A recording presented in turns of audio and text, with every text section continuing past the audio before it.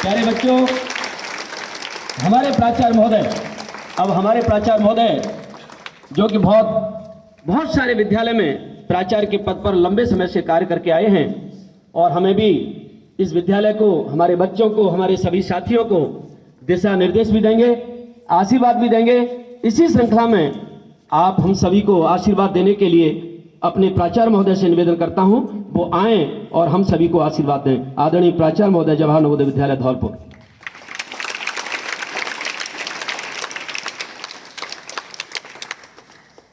बहुत बहुत धन्यवाद आपको। बच्चों गुड मॉर्निंग। आप लोग बैठ सकते हैं? जरूर। बिना बातचीत के विद्यालय प्रांगण में आपने जोरदार करतल ध्वनि से स्वागत किया। मैं आप सबका आभार व्यक्त करता हूं। क्योंकि नवोदय विद्यालय समिति में आना जाना लगा रहता है, जाते हैं, आ जाते हैं, आते जाते रहते हैं। इसी कड़ी में नवोदय विद्यालय धौलपुर में आप लोगों के साथ कार्य करने का सौभाग्य प्राप्त हुआ है। निश्चित रूप से हम सब मिलकर के विद्यालय को आगे बढ़ाने का प्रयास करेंगे। इसमें प्रत्येक विद्यार्थी की और प्रत्येक कर्मचारी की अहम भूमिका होती है।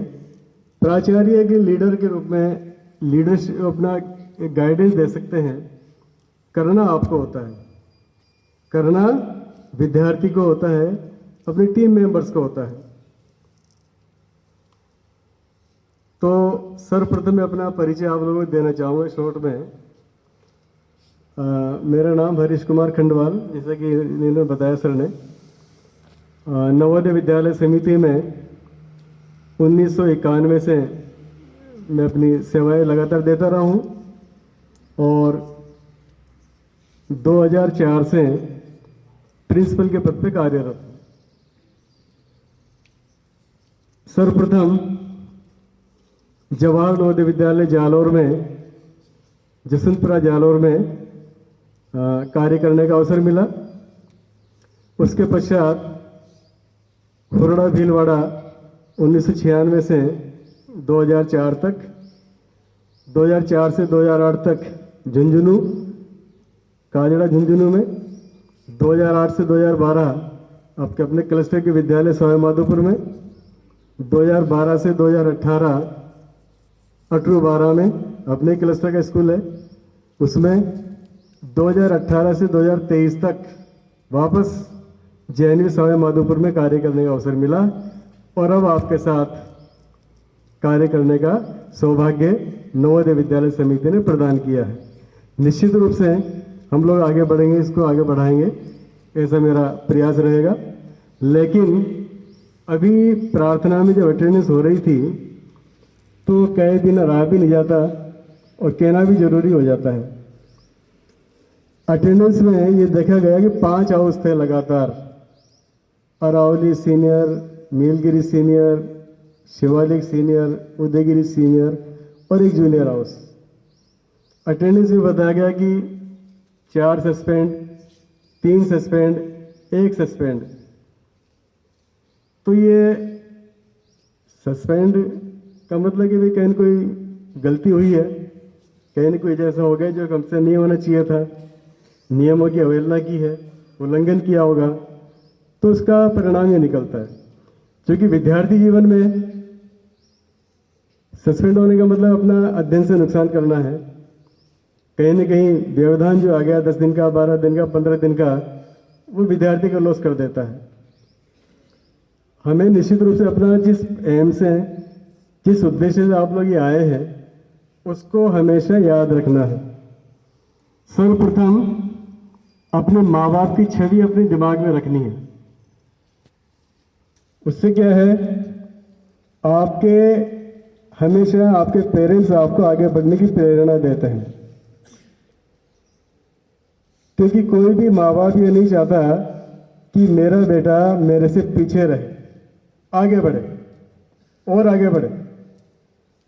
इसलिए अपने पेरेंट्स की छवि अपने दिमाग में रखने से आपको एक प्रेरणा मिलती है, इंस्पिरेशन मिलता है, और वो कहीं न कहीं आपके उद्देश्य को पूरा करने में बहुत हद तक सार्थक होता है।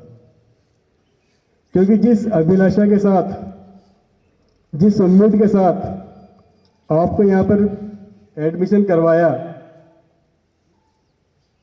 एक अच्छे आवासीय विद्यालय में आपको एडमिशन देने का अवसर मिला, सरकार ने आपको भरपूर सुविधाएं दी, उसके बाद भी अगर इस तरह की गतिविधि होती है तो कहीं न कहीं अच्छा नहीं लगता, पूरे विद्यालय परिवार को अच्छा नहीं लगता।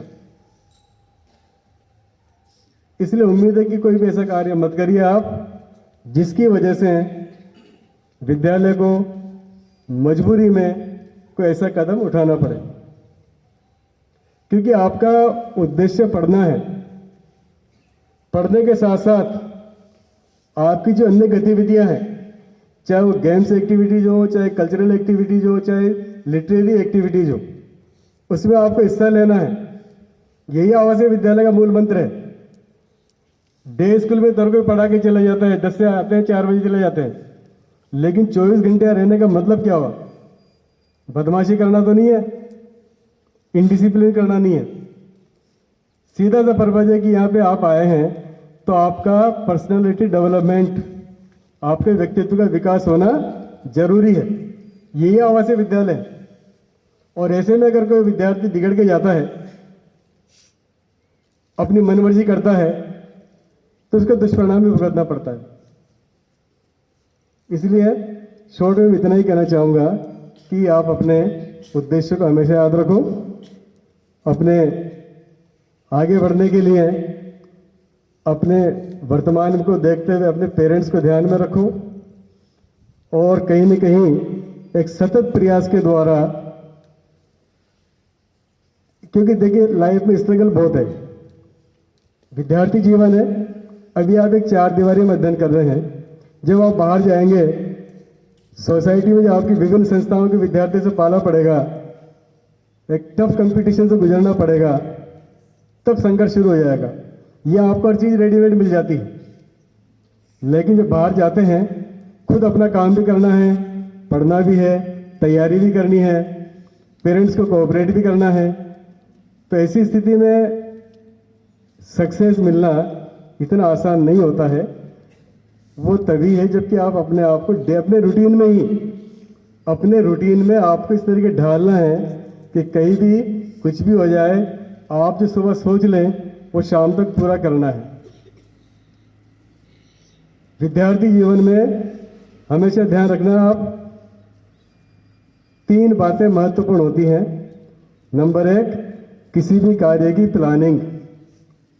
आप सुबह उठिए, अपने पूरे दिन भर की प्लानिंग तैयार करिए कि आज मुझे हिस्ट्री पढ़नी है, इतने से इतने बजे की इंग्लिश की तैयारी करनी है, इतने से इतने बजे मेरा अपना इकोनॉमिक्स का तैयार करना है, डेली हर सब्जेक्ट को अपना प्लान करना है। उसके बाद उसके अकॉर्डिंग अपनी प्रिपरेशन करनी है, तैयारी भी करनी है, और लास्ट में प्रेजेंटेशन, जो कि एग्जाम में हो जाती है।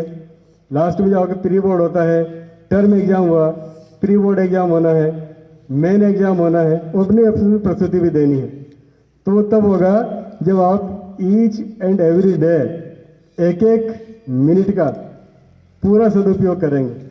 वो तभी संभव है जब आपके सामने आपका टारगेट हमेशा दिखाई देगा, वरना कुछ भी नहीं कर सकते। उम्मीद है आप इसको करेंगे।